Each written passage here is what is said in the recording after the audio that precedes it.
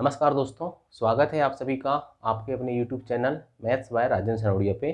दोस्तों आज से हम स्टार्ट कर रहे हैं मैथ्स की क्लास, ठीक है। और बहुत ही बेसिक से हम पढ़ना स्टार्ट करेंगे और एडवांस तक जाएंगे। तो दोस्तों अगर आपको लगता होगा कि आपको मैथ्स समझ में आ रही है मेरे द्वारा पढ़ाने में, तो थोड़ा सा सपोर्ट करिए, ठीक है। और ये मेरा फर्स्ट वीडियो है, ठीक। तो चलिए दोस्तों, टोटल हम पर डे आपको मैं एक वीडियो दूंगा, 8 से 10 क्वेश्चन करेंगे, लेकिन 8 से 10 क्वेश्चन आपको गारंटी के साथ समझ में आएंगे। पहला सवाल है दोस्तों, अभी मिक्स क्वेश्चन कराऊंगा मैं, ठीक है।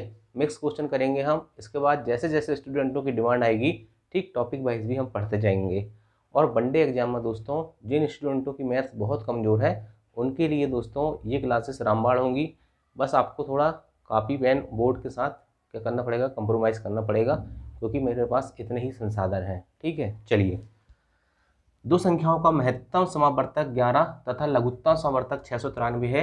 यदि एक संख्या 77 हो तो दूसरी संख्या ज्ञात करो, ये सवाल बोल रहा है। देखिए दोस्तों, महत्तम समावर्तक 11 और लघुत्तम समावर्तक 693 है, ठीक है। ये ऐसा सवाल जब भी आएगा ना, तो आपको याद रखना है दो दो संख्याएं रहती हैं, उनका महत्तम समावर्तक, ठीक है, और लघुत्तम समावर्तक, इन दोनों का जो गुणनफल होता है ना, ठीक है, वो दोनों संख्याओं के गुणनफल के बराबर होता है। मान लो एक संख्या ए है और एक दूसरी संख्या बी है, ठीक है। तो दो संख्याओं का गुणनफल उनके महत्तम समावर्तक और लघुत्तम समावर्तक के गुणनफल के बराबर होता है।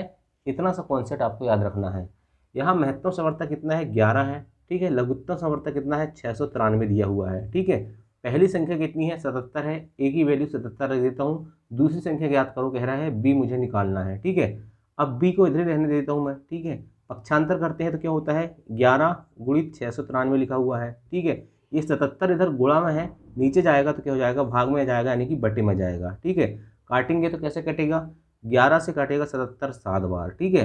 अब 7 से काटूंगा, 7 एकम 7, ये 7 नम 63 होता है, ठीक है। बच जाएगा 69 में से 63 गए 6, 6 और 3 63, फिर 7 नम 63, यानी कि बी की वैल्यू कितनी आ गई, 99। दूसरी संख्या क्या हो जाएगी, 99 हो जाएगी। अब देखिए दोस्तों, मैं इसको प्रूव करके दिखाता हूँ। पहली संख्या क्या है मेरे पास, 77 है, ठीक है। पहली संख्या 77 है और दूसरी संख्या क्या आ गई, 99 आ गई। अब महत्तम समावर्तक निकालना है मुझे, तो ऐसे आपको बचपन में देखा होगा, 77 लिखते हैं और 99 लिखते हैं, ठीक है। तो ऐसी संख्या का भाग देंगे जो इन दोनों संख्याओं में भाग जाएगा। याद रखना, महत्तम समावर्तक में कंडीशन है कि सभी संख्याओं में भाग देना चाहिए। 77 और 99 दोनों संख्याओं में भाग जाएगा। 11 क्या, 11 सत्तर 77, 11 नब्बे 99। अब 7 और 9 में ऐसी कोई संख्या नहीं है दोस्तों जिसका भाग इन दोनों संख्याओं में जाता होगा, इसलिए महत्तम समावर्तक क्या हो जाएगा, यहाँ जो बचती बचती है वो हो गया 11। अब 77 और 99 का मुझे निकालना है लघुत्तम समावर्तक, ठीक है। तो इसमें क्या करते हैं हम दोस्तों, जब तक भाग देते हैं, ठीक है, चाहे पूरी संख्या में भाग जाए या ना जाए, लेकिन जब तक भाग देते हैं जब तक नीचे सभी संख्याएं एक ना जाए। यहाँ हम 11 की भाग देंगे तो 11 सत्तर 77 और 11 नब्बे 99 हो जाएगा। अब फिर मैं क्या करूँगा, 7 का भाग दूंगा तो 7 में तो चले जाएगा, लेकिन 9 में नहीं जाएगा, तो 9 को ऐसे लिखूंगा। फिर 9 का भाग दूंगा, ठीक है, ये 1 है तो 1 ही रहेगा, और 9 में 9 का भाग दूंगा तो 1 हो जाएगा। अब 11 गुणित 7 गुणित 9 तीनों को करूँगा, ये इसका लघुत्तम समावर्तक होगा। 11 गुणित 7 गुणित 9 करूँगा, कितना हो जाएगा, देखो ये 7 नाम 63 हो जाएगा, ठीक है। और ये 11 बच जाएगा, 63 गुणित 11। अब इसका गुणा करूँगा तो 11 3 33 की 3 हासिल का 3, और 11 छक्के 66 और 3 कितना हो जाएगा, 69, मतलब 693। देखो इसका महत्तम समावर्तक 11 आ गया मेरे पास, ठीक है, और लघुत्तम समावर्तक कितना आ गया, 693 आ गया। इस प्रकार के बेसिक कॉन्सेप्ट से आपका क्या होगा, आपका बेस मजबूत होगा। तो चलिए दूसरा सवाल देखते हैं, सवाल नंबर 2। चलिए दोस्तों, सवाल नंबर 2 है, ठीक है। ये कह रहा है 3/7, 2/5, 5/14 का महत्तम समावर्तक कितना होगा। आपने दोस्तों अभी तक क्या किया होगे, आपने जो नॉर्मल संख्या होती है, जैसे 2 हो गया, 4 हो गया, 24 हो गया, 26 हो गया, इस प्रकार की संख्याओं का महत्तम समावर्तक पूछे होगे, ठीक है, निकाले होगे। लेकिन कभी कभी ये भिन्न वाली संख्याओं का आ जाता है, तो फिर क्या करोगे, ठीक है। तो जब भी ऐसा सवाल आए, अंश बटे हर क्या होता है, भिन्न होता है, ठीक है। तो जब भी ऐसा भिन्नों का महत्तम समावर्तक पूछेगा, तो मुझे क्या करना पड़ेगा, अंश जो है दोस्तों, अंश का महत्तम समावर्तक निकालूंगा मैं, ठीक है, और हर का क्या निकालूंगा, हर का निकालूंगा लघुत्तम समावर्तक, ठीक है। इस चीज़ को आपको याद रखना है। जब महत्तम समावर्तक पूछा है तो भिन्न का, अंश का मैं क्या निकालूंगा, महत्तम समावर्तक, और हर का लघुत्तम समावर्तक। अंश कौन कौन से है, 3 2 5, 3 2 और 5 का महत्तम समावर्तक कैसे निकालूंगा, ऐसी संख्या का भाग दूंगा जिसका भाग इन तीनों संख्या में जाए। 3, 2, 5 ऐसी कोई संख्या नहीं है, मतलब क्या होगा इसका आंसर 1 हो जाएगा। 1 का भागी इन तीनों संख्याओं में जाएगा 3, 2, 5, मतलब इसका महत्तम समवर्तक कितना हो जाएगा 1 हो जाएगा। अब मुझे क्या करना है, हर का लघुत्तम समवर्तक निकालना है 7, 5 और 14 का। ठीक है, कैसे निकालूंगा, ऐसी संख्या का भाग दूंगा जिसका भाग किसी भी संख्या में चला जाए। तो यहाँ 7 दे दूंगा, ठीक है, 7 का भाग दूंगा तो 7 एकम 7, 5 में नहीं जाता तो उसको जैसे कि तैसे लिख दूंगा, और 14 में 7 दूनी 14। ठीक है, फिर इसके बाद यहाँ 5 का दूंगा तो ये 1 हो गया, ये 1 हो गया और ये 2 बच जाएगा। फिर 2 का भाग दूंगा, ठीक है, 1, 1 और 2 एकम 2। यहाँ नीचे तीनों 1 आना चाहिए, लघुत्तम समवर्तक की ये कंडीशन रहती है। 7 बना 35, 35 दूनी 70, मतलब लघुत्तम समवर्तक कितना आ गया दोस्तों 70 आ गया। तो अंश का महत्तम समवर्तक कितना आया था 1, लघुत्तम समवर्तक कितना आ गया 70, तो 1/70 इसका क्या हो जाएगा आंसर हो जाएगा। सवाल समझ में आया होगा, ठीक है, तो वीडियो को लाइक कर देना। ठीक, आगे देखते हैं सवाल नंबर 3।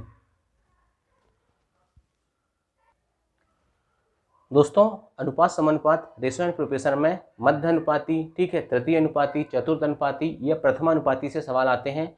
ये 2 सवाल बहुत छोटे छोटे हैं, लेकिन बेसिक के लिए आपको समझना बहुत जरूरी है।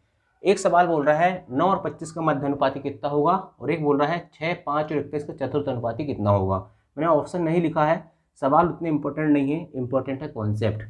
9 और 25 का मध्य अनुपाती, जब भी मध्य अनुपाती की बात आएगी तो याद रखना, मध्य अनुपाती निकालने के लिए दोनों संख्याओं का गुणनफल कर दो। 9 और 25 का गुणनफल कर दिया मैंने, ठीक है, और दोनों को क्या कर दो, वर्गमूल के अंदर ले लो। ठीक है, क्या हो जाएगा 9 और 25 का वर्गमूल कितना होगा, 9 का वर्गमूल हो जाएगा 3, अंडर रूट के बाहर आएंगे तो, और 25 जब बाहर आएगा तो हो जाएगा 5, तो ये कितना हो जाएगा 3, 5, 15, मतलब 9 और 25 का मध्य अनुपाती कितना आ गया 15 आ गया।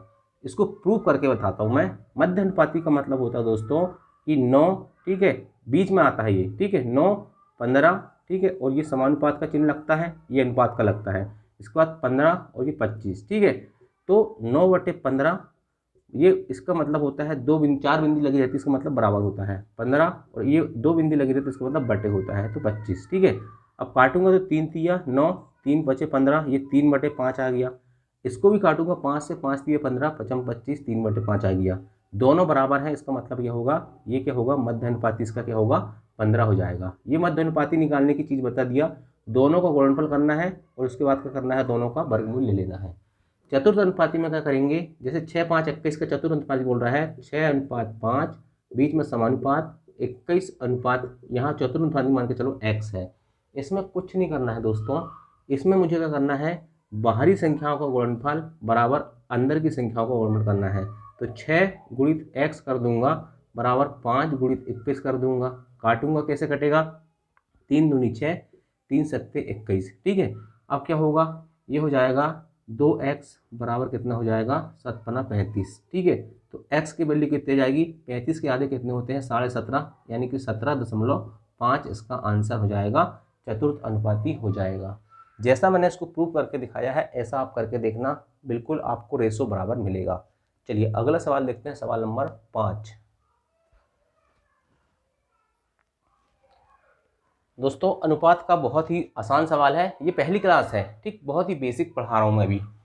3 संख्याओं में 10, 15, 24 का अनुपात है। यदि तीनों संख्याओं का योग 98 हो तो सबसे बड़ी संख्या ज्ञात करो। कितना कह रहा है अनुपात, 10:15:24 है, ठीक है। तीनों संख्याओं का योग कितना है 98 है। अगर मैं मान के चलूँ कि 3 संख्याएं 10x, ठीक है, 15x और 24x है, ठीक है, और तीनों का योग कह रहा है तो तीनों को जोड़ दूंगा बराबर कितना हो जाएगा 98 हो जाएगा। यहाँ तीनों को जोड़ूंगा 24 और 15 39, 10 49, 49x बराबर कितना हो जाएगा 98 हो जाएगा। x की वैल्यू कितनी हो जाएगी, 49 से कट जाएगा 98 2 बार, x की वैल्यू आ गई 2। मुझे निकालना क्या है, सबसे बड़ी संख्या। 10, 15, 24 में सबसे बड़ी संख्या 24। अब मुझे मालूम है कि 24x मैंने संख्या माना हूँ, x की वैल्यू आई है 2, 24 गुणित x मतलब 24 गुणित 2 करूँगा तो 48 हो जाएगा इसका सही आंसर। सबसे बड़ी संख्या 48 हो जाएगी। अगर कोई भी संख्या बोलता तो 10 दूनी 20 हो जाती पहली संख्या, दूसरी संख्या 15 दूनी 30, और तीसरी संख्या मैंने निकाला हूँ 48। इन तीनों का योग करके देख लीजिए, 20, 30, 50 और 48 कितना होगा 98 होगा। ये मैंने आपको दिखाया कैसे ये आंसर निकालते हैं। अगला सवाल करके देखते हैं, सवाल नंबर 6।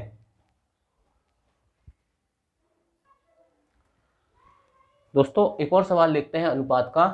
एक विद्यालय में 400 विद्यार्थी थे, जिसमें लड़का तथा लड़की का अनुपात 5:3 था। 50 लड़की और बढ़ गई, अब अनुपात कितना होगा। ये विद्यालय में कितने थे स्टूडेंट टोटल, लड़का लड़की मिला के 400 थे। उसमें अनुपात कितना था, 5:3 का अनुपात था। कितने का अनुपात था, 5:3 का अनुपात था। तो यहाँ लड़के कितने होंगे, बॉयज़ कितने होंगे। देखिए जब भी ऐसा सवाल आएगा तो इनका योग करते हैं, इसे कहते हैं अनुपाती योग। 5 और 3 का योग कितना हो जाएगा, 8। अब मुझे बॉयज़ यानी कि लड़का निकालना है, ठीक है। टोटल कितने स्टूडेंट है, 400, ठीक है। इसमें लड़के का अनुपात कितना है, लड़के का अनुपात 5 है तो 5 हो गया, बटे अनुपाती योग कितना आ गया, 8 आ गया। इसी प्रकार से लड़की यानी कि गर्ल निकालना है तो 400 में क्या कर दूंगा मैं, यहाँ पर लड़के का अनुपात 5 था तो 5 ले लिया, यहाँ लड़की का अनुपात 3 है तो 3 ले लूँगा और बटे 8 कर दूंगा। 8 से 400 कटेगा 50 बार, 8 से यहाँ भी कटेगा 450 बार। 50 गुणा 5 में होगा तो यहाँ आएगा 250, मतलब लड़के आ गए आपके पास 250, और 50 गुणा 3 में होगा तो लड़की हो जाएंगी आपकी 150। मतलब लड़का और लड़की का अनुपात कितना हो गया, 250 अनुपात कितना हो गया, 150 हो गया। 50 से काटूंगा तो 250 कट जाएगा 5 बार, 150 कट जाएगा 3 बार, मतलब 5:3 का अनुपात हो जाएगा। ऑप्शन नंबर कौन सा है, ऑप्शन कहीं दिख रहा है क्या, कहीं नहीं दिख रहा है। लेकिन हमने एक गलती ये की है कि यहाँ 50 लड़की और बढ़ गई है, ठीक है। 50 लड़की बढ़ गई दोस्तों, लड़का कितने थे 250, ठीक है। लड़की कितनी आ गई 50, तो 150 और 50 जोड़ दूंगा कितना हो जाएगा 200। अब क्या करूँगा, इसको भाग दूंगा, 50 से भाग दूंगा 5 बार जाएगा, 50 से भाग दूंगा 4 बार जाएगा, 5:4 का अनुपात हो जाएगा। ऑप्शन नंबर डी इसका सही उत्तर होगा।